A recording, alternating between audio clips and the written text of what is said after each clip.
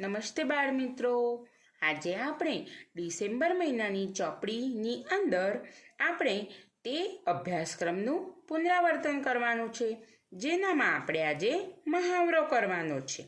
તો આપણે આજે મહાવરો ભણીશું. બાળકો, ડિસેમ્બર મહિનાની ચોપડીમાં પાન નંબર 16 પર જે મહાવરો છે તે આજે આપણે ભણવાનો છે.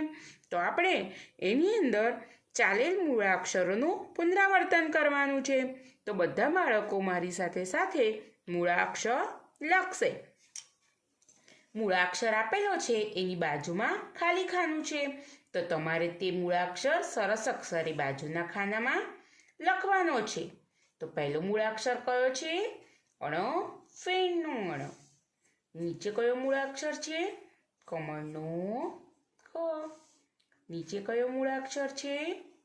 ઠળિયાનો ઠ. ખલનો ખ. જલેબીનો જ. હવે કયો મૂળાક્ષર છે? ચરખાનો જ. ઘરનો ઘ. પતંગિયાનો પ. થર્મોસનો થ. ધજાનો ધ. આ કયું મૂળાક્ષર? દફતરનો દ. છત્રીનો છ. ઢગલાનો ઢ. ઝરણાનો જ. બાળકો, મારી સાથે સાથે મૂળાક્ષર લખો છો ને? સરસ. ડગલાનો ડ. આગળ કયો મૂળાક્ષર છે? આ તરબૂચનો ત. નીચે નગારાનો ન. ગદાનો ગ. ફણસનો ફ. ને ટપાલી કાકાનો ટ. બાળકો, બધા મૂળાક્ષરો લખાઈ ગયા? સરસ. હવે આપણે નીચેની સૂચના વાંચીએ. મૂળાક્ષર બ થી શરૂ થતા ચિત્ર પર ખરું કરો. હવે આપણે ચિત્ર જોઈ લઈએ.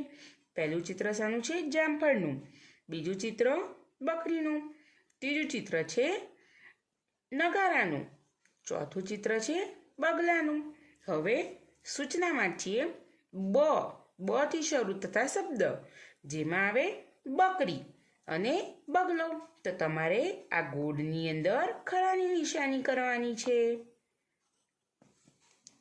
કર્યું બાળકો? સરસ. નીચેનું આપણે સૂચના વાંચીએ.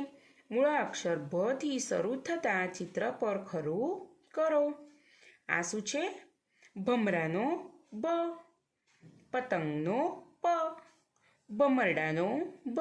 ને ફણસનો ફ. તો આપણે સૂચના શું છે? ભ. તો ભમરાનો ભ અને ભમરડાનો ભ.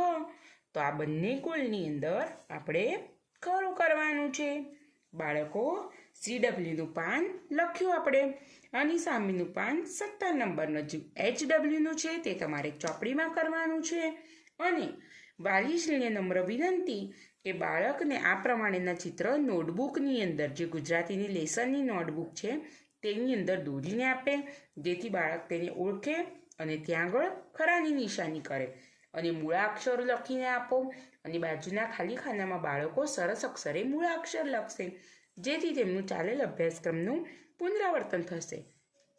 તો વાલી શ્રીને નમ્ર વિનંતી કે આ પ્રમાણે બાળકને નોટબુકની અંદર લેસન કરાવો.